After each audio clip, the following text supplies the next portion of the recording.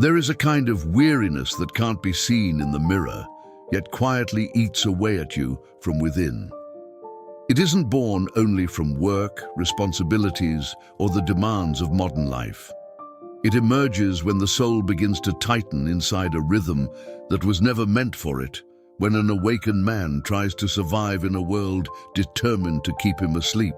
It's that exhaustion that doesn't go away with sleep, the one that stays even on peaceful days, that feeling of being constantly switched on, as if the entire body were living in a state of alert, trying to solve problems that can't always be solved. Alan Watts used to say that much of our suffering comes from the desperate attempt to control the uncontrollable, and neuroscience confirms this. An exhausted brain is, almost always, a brain trapped in excessive vigilance, overactivating the areas responsible for fear and anticipation, draining the vital energy that should sustain creativity, clarity, and presence. If you stay with me until the end of this video, you will understand why this happens, how your nervous system is trying to protect you, and most importantly, how to interrupt this cycle that keeps you caught between depletion and the guilt of feeling worn out. We'll walk together through a territory where spirituality, deep psychology, and neuroscience meet, not to offer you theories, but to help return you to your own strength. And before we go on, if this topic has already touched something in you, subscribe to the channel. Here, you will always find a safe space for your inner journey. Chapter 1. The Invisible Weight. When the awakened mind becomes hostile territory. There comes a moment in a man's life when he realizes that the heaviness he carries is not caused by what is happening around him, but by what is happening inside him. Emotional exhaustion is rarely about external pressure. It is about the internal war between the man you truly are and the version of yourself that the world keeps demanding you to perform. And for the spiritually awakened man, the one who sees too much, feels too deeply, and perceives nuances others ignore, this conflict becomes almost unbearable. Alan Watts often spoke about the absurdity of our constant mental tension, this compulsion to hold ourselves together, as if the self were a fragile sculpture pressed as a desmoronar. And in a way, that's exactly what happens in the modern mind. A man spends so much energy sustentando una persona that his inner world becomes a battlefield of unspoken fears, suppressed truths, and silent expectations. Neuroscience gives us another layer of understanding. When you live against your own nature, your brain enters a perpetual state of vigilance. The prefrontal cortex, responsible for planning, social adaptation, and self-monitoring, becomes overloaded. You begin to feel tired not because you've done too much, but because you've filtered yourself too much. Every interaction becomes a calculation, every silence a negotiation, every boundary una guerra interna. This is the exhaustion no one sees. It's the fatigue of performing, the fatigue of pretending, the fatigue of being functional in a world that rarely honors authenticity. Your amygdala, the brain's alarm system, stays activated for hours, sometimes days, anticipating judgment, conflict, or disappointment. Over time, this hypervigilance becomes a default state, draining your energy until even simple tasks feel insurmountable. And the tragedy is that most men blame themselves for this tiredness, believing they are weak or not enough, when, na verdade, they are only suffering from the weight of living out of alignment. But here is the hidden truth. If you feel this heaviness, it's not because there is something wrong with you. It's because there is something profoundly right trying to emerge. Emotional exhaustion is not a failure. It is a signal. A call from your deeper self whispering that the way you have been living is no longer sustainable. Chapter 2. The Fatigue of the Character. The psychological war against the role the world assigns you. There is a particular kind of exhaustion that arises not from what you do, but from who you feel forced to be. Most men don't realize that the greatest drain on their energy is not work, relationships, or responsibility. It is the continuous effort to maintain a character that was never theirs to begin with. This character was crafted by family expectations, social demands, unspoken rules, and the silent fear of disappointing those around you. And the longer you play a role that contradicts your essence, the more the psyche fractures from within. Carl Jung called this split the conflict between the self and the persona, the mask crafted for survival, not truth.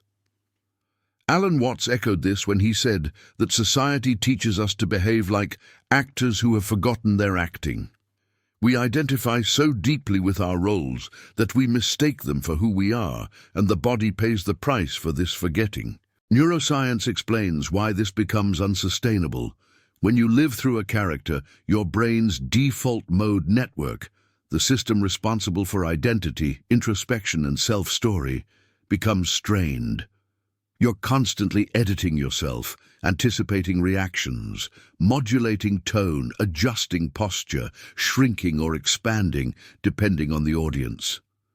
This consumes vast amounts of neural energy. The body interprets this as threat. The sympathetic nervous system activates, releasing cortisol and adrenaline, preparing you to endure another day of performance. Over time, this constant simulation of danger keeps your system in a chronic loop of fight or flight. Eventually you grow tired, not because life is heavy, but because the lie is heavy. Perhaps you felt that strange sensation of being surrounded by people yet completely alone, not because they don't care, but because no one is actually with you. They are with the version of you that you learned to perform. And the deeper man inside remains hidden, untouched, unseen. But here is the paradox. The more you reveal your true nature, the less energy you spend surviving. Authenticity is not only a spiritual act, it is a neurological liberation. When your inner world and outer actions align, the brain relaxes, the nervous system softens, and the flow of life returns naturally. Chapter 3. The body that speaks, the nervous system as the oracle of the soul. Long before the mind admits that something is wrong, the body has already spoken. It whispers first, small signals, subtle tensions, a quiet resistance to routines that once felt natural. But when those whispers go unheard, the body begins to raise its voice. Emotional exhaustion is not simply a mental state. It is the language of a nervous system pushed beyond its design, a system trying to tell you that you've carried a weight your spirit was never meant to hold alone. Alan Watts used to say that the body is not a machine we inhabit, but a process, an unfolding expression of consciousness.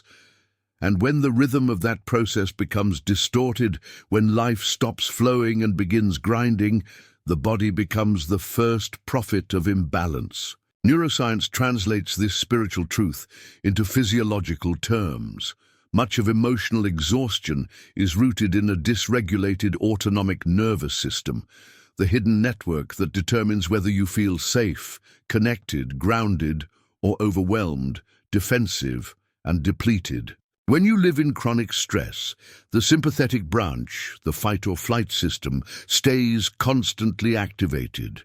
Your heart rate accelerates, your breathing becomes shallow, digestion weakens, muscles tense as if preparing for an unseen threat.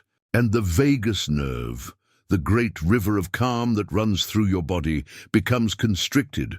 When its flow weakens, your emotional resilience collapses.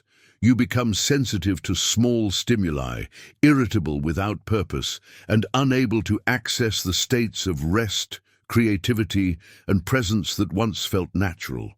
This is why exhaustion often comes with brain fog, numbness, or the sense that your emotions are muted or distant. But beneath these symptoms is something deeper, a spiritual truth the body is trying to reveal. Emotional exhaustion is not merely depletion, it is misalignment. It is what happens when the soul says, slow down, while the world demands, speed up. It is the nervous system resisting the life you no longer want to live. Your body is not betraying you, It is protecting you. It refuses to maintain a pace that contradicts your inner truth. It collapses, not out of weakness, but out of wisdom. And if you learn to listen, the body becomes the doorway back to yourself. Chapter 4. The Ritual of Silence. The exit door. No one taught you. There is a moment in every journey of awakening when noise becomes unbearable. Not just the external noise, conversations, obligations, demands, but the internal noise, the looping thoughts, the anticipations, the tension that has followed you for years like a shadow. Emotional exhaustion is often the final sign that your system has absorbed more stimulation than it can process. And what you need is not motivation, but silence. Silence is not the absence of sound, it is the absence of pressure. Alan Watts once said that the meaning of a melody lies not only in the notes, but in the spaces between them. A life without pauses becomes like a song without breath, overwhelming, distorted, impossible to feel. And for the exhausted man, silence becomes a sacred medicine. Neuroscience supports what ancient mystics always knew. When you enter states of quiet awareness, even briefly, your prefrontal cortex recalibrates. The brain's stress signals soften. The vagus nerve reopens its pathways. Cortisol falls. Your system shifts from defense to restoration. This is why a few moments of intentional pause can create results that hours of forced productivity never will. But the silence I speak of is not passive. It is a ritual, a deliberate returning to yourself, a ritual of stepping away from roles, a ritual of disarming expectations, a ritual of remembering that you are more than what the world demands. This silence creates space for your inner world to exhale. It interrupts the mental loops that drain your energy. It teaches your nervous system that safety is not something you wait for. It's something you create. You can begin with simple practices, a minute of slow, deep breathing, a short walk without a destination, a moment of stillness before reacting, a hand on your chest, reminding your body that you are here, you are present, you are safe. These micro moments become anchors, gently shifting your biology from exhaustion to renewal. And the paradox is striking. The less you force, the more your energy returns. The less you try to control, the more your system harmonizes. Before we move on, tell me in the comments, what is one small ritual of silence you want to reclaim in your life? Your insight might inspire someone walking the same path. Chapter 5. The Sacred Rebellion. Why the awakened man must disobey the world's rhythm. There comes a time when exhaustion is no longer simply a symptom. It becomes a revelation, a boundary, a quiet inner rebellion. Emotional exhaustion often appears when your soul can no longer tolerate the pace, expectations, and noise of a world that was never designed for the awakened mind. And instead of interpreting this collapse as weakness, you begin to see it for what it truly is. A refusal to keep living a life that contradicts your deeper truth. Alan Watts spoke often about the tragedy of humans behaving as if they were mechanical parts in an industrial machine. He reminded us that you are not a robot, you are a ripple of the universe. And yet, modern life tries to shape men into predictable patterns, productive, agreeable, endlessly available, endlessly strong. But the awakened man cannot sustain this illusion. His psyche begins to fracture under the pressure, not because he is fragile, but because he is not meant to be domesticated. Neuroscience offers another layer to this rebellion. When your external life does not align with your inner truth, the brain experiences cognitive dissonance, a neurological tension that drains energy relentlessly. The cost of pretending becomes higher than the cost of honesty. And the more you force yourself to conform, the more your limbic system triggers threat responses, tightening the body, shortening the breath, preparing for a battle you can never win. This is why exhaustion becomes a turning point. It is the body saying, no more. No more self-betrayal. No more squeezing into roles that diminish your spirit. No more abandoning your own rhythm. Rebellion, in this context, is not chaos. It is coherence. It is choosing to live in a way that sustains your nervous system rather than drains it. It is reducing social obligations that suffocate your presence, declining conversations that steal your peace, creating boundaries that protect the fragile flame of your inner life. And when you begin to live authentically, even in small, imperfect steps, your biology shifts. The prefrontal cortex relaxes, the vagus nerve awakens, the body begins to trust you again. Energy returns not because you rest more, but because you stop betraying yourself. Before we move forward, what is the first rhythm of the world you feel called to disobey? Share it. Your rebellion might give another man permission to begin his own. Chapter 6. The Inner Threshold, Reclaiming the Energy of Being Fully Yourself. Every man reaches a threshold, a quiet, almost imperceptible moment when he realizes that the exhaustion he carries is not simply a weight to endure, but a doorway inviting him to return to himself. Emotional fatigue is not the end of your strength. It is the end of a cycle where your strength was spent in the wrong direction, and crossing this threshold demands honesty, gentleness, and a courage that is subtly radical, the courage to stop abandoning who you are. Alan Watts often said that life becomes unbearable when we resist our own nature. The world teaches you to push, to tolerate, to persist, even when every fiber of your being whispers that something deeper is calling you. At this threshold, the awakened man no longer negotiates with his own truth. He begins to realize that the most exhausting thing he has ever done was pretend to be someone else. Neuroscience mirrors this transformation. When you shift from self-betrayal to self-alignment, your nervous system rewires itself.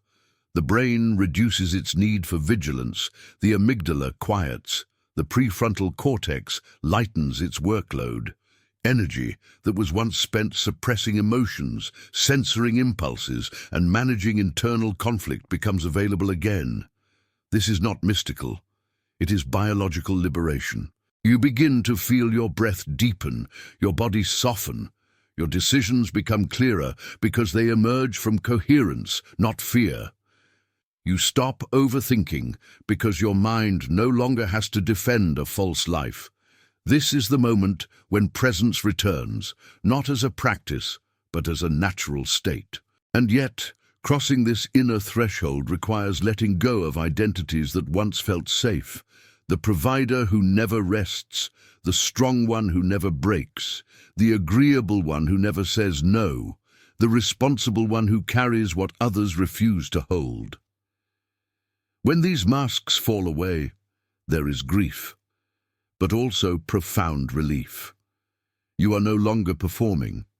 You are simply being. Here, emotional exhaustion transforms into something unexpected, clarity. Not the clarity of answers, but the clarity of direction.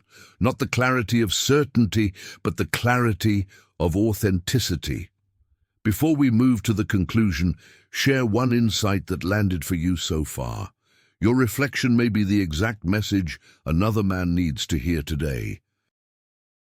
Conclusion: the return to center, reclaiming the quiet power of your own presence. There is a moment, after the long storm of exhaustion, when a man finally understands something essential. He was never broken. He was simply far from himself. Emotional exhaustion is not a flaw in your character or a failure in your spirit. It is a messenger, a threshold, a sacred interruption, directing you back to the quiet center you abandoned while trying to be everything for everyone. Alan Watts reminded us that the tension we carry does not come from life itself, but from the stories we tell about who we must be. And now, after walking por esos territorios internos, you can see how your exhaustion was shaped by the roles you outgrew, the rhythms you didn't choose, the expectations that never honored your nature.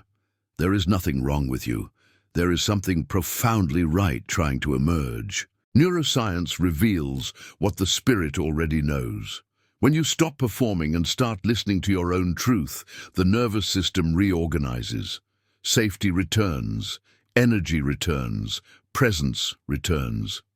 You begin to feel life again, not as a burden to survive, but as a current to flow with.